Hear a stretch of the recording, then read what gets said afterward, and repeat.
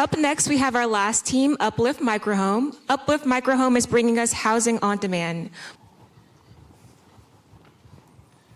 Last year, my city was struck by the devastating Palisades fire. SpaceX deployed me to help get first responders connected to Starlink. The experience shook me. In a matter of hours, entire families' belongings were decimated. It left them wondering where to go and how to get back to what life was like before. 3.3 million Americans are displaced every year in the US. If they're lucky, they go out of state with their friends and family. If they're not so lucky, they could end up in a homeless shelter. Bottom line, everybody, America lacks private, affordable, and dignified living after a disaster. 4 months later, FEMA arrives. Shitty homes in a dirt lot hundreds of miles away. Why does this take so long? 3 reasons. The products today require power and water utilities to be online on-site. They have extensive foundation preparation requirements, and their transportation logistics are extremely inefficient. And as a result, less than 1% of survivors actually receive a physical home. The rest get a check and are told to go figure it out. DHS audited FEMA, and they had only one recommendation in the report: provide a housing alternative that allows survivors to be close to home and cost competitive. And that is what we are making. We are building a new world where we can provide housing on demand for anyone, anywhere, at any time. The Uplift Microhome is a highly engineered temporary housing unit designed to address the 3 bottlenecks of current disaster housing. The microhome is off-grid capable, eliminating the requirement for power and water utility hookups.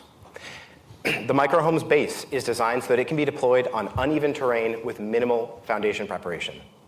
And the microhome's weight distribution allows it to be picked up and moved around with the ubiquitous forklift, dramatically simplifying delivery, installation, and deactivation. And we're designing microhome with automotive principles that unlock manufacturing at scale. And by purpose building our feature set for our stakeholders, we achieve a price similar to that of the cheapest travel trailer while delivering housing in just hours rather than months. And the problem we're solving is huge. Federal disaster spend on this problem is $13 billion per year. And this has tripled since 2005. This is just the beginning. There are millions of more people who need transitional and temporary housing. Seasonal workers, rural construction projects like AI data centers, and of course, homelessness. My name is Charlie Nitschom. I spent 5 years at SpaceX, where I was designing and scaling the mass production required for the Starlink network. Trevor spent 5 years at Tesla, scaling vehicle electronics across the entire product portfolio. We have the building and scaling experience this problem demands. Let's end disaster homelessness. Thank you.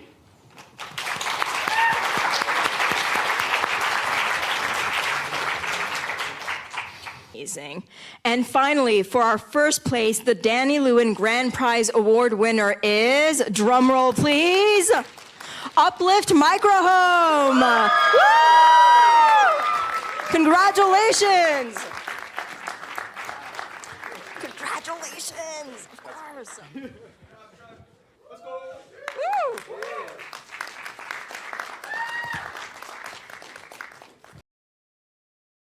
So I was in the Pacific Palisades that day, and a family member lost his home in Altadena, so this is a real problem.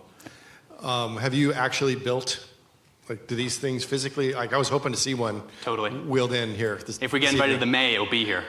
We're building the first livable prototype right now. I was at the shop this morning. We built a half-size prototype because I wanted to get a feel of steel construction, wood. I haven't built something that large. But we're building a full prototype over the next month, and we're going to be sharing our progress on Instagram, of course. And who do you see as the actual customer here? Who's gonna write the check? Is it the government? Is it the insurance companies? Yeah, it's a little scary. It is government to start. That's going to be our primary customer. The answer would have been like changed 10 years ago. I probably would have said FEMA 10 years ago, but it's not the case anymore. We see very direct evidence that states and local municipalities, the citizens themselves, the elected officials, do not trust FEMA to show up. They arrive 4 months later. We talked to someone who's been rebuilding homes in after Hurricane Helene for 16 months, hasn't even seen a FEMA official to help. They don't believe that they'll be there. States and local municipalities are now bringing the problem into their own hands. They're looking for products. And of course, spending is less, but that's our in. We're producing a product that is going to be of higher quality than the status quo for cheaper, much cheaper. People will be calling us. Well, why are you so confident you're going to be cheaper? You're building everything here. Like why? How? It's actually because the competition is not addressing this problem whatsoever. They're buying travel trailers for weekend trips and manufactured homes which are for permanent housing.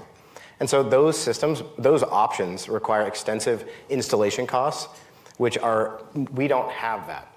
This whole thing is designed to eliminate labor on site and the requirement for infrastructure. And so all of the features that we have is specifically designed to reduce the final leg cost. Do you guys view yourselves as a manufacturer of microhomes or some kind of more vertically integrated service that is actually standing up these homes after a disaster? Yeah, primary manufacturing, and of course, getting it to the site when they need it. But our specialty would be manufacturing and manufacturing at scale. I kind of see like production in 3 stages, and I think it's typical. Like last stage, hopefully you'll visit us 5 and 10 years.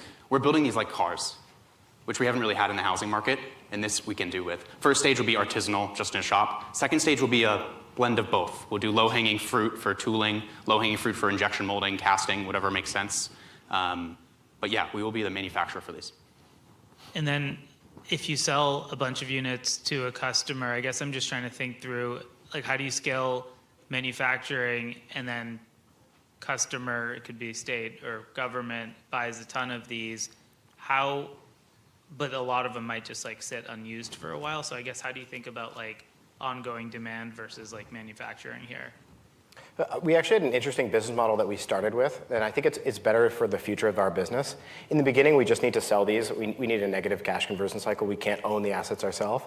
But in the future, the plan would actually be to own all the assets and utilize them per disaster. And we can actually do arbitrage where we know how many disasters are going to be coming. It's very predictable. The number is increasing. And we can allocate them based on where they're needed. But I think that like subscription model is too complicated for starting the business.